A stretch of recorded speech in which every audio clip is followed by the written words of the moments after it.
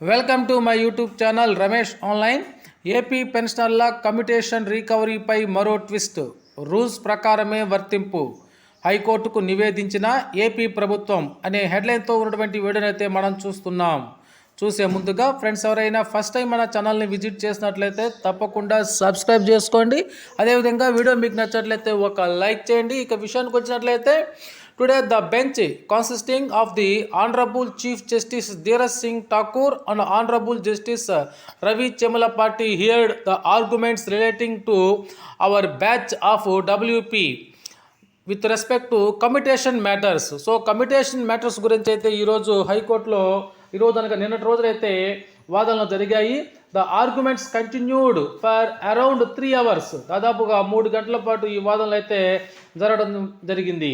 అయితే the government argued that the recovery was as per the rules and the pensioners had availed voluntarily.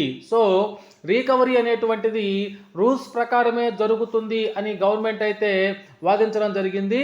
We argued that government of AP cannot recover more than they are entitled and relied on apex court judgment on common case and cited the numbers related to interests.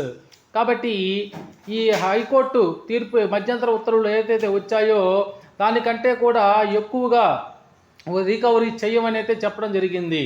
The bench asked the government side to file and additional affidavit with members and interest that is applicable.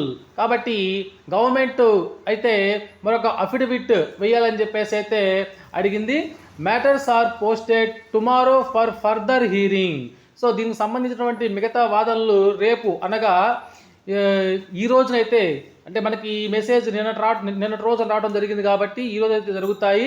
అయితే ఇక్కడ దీనికి సంబంధించి ఒక 3-4 పాయింట్లు ఏవైతే ఉన్నాయో అవి చాలా ఇంపార్టెంట్ పాయింట్స్గా చెప్పుకోవచ్చు. అవి ఏంటంటే the government argued that recovery was as per the rules.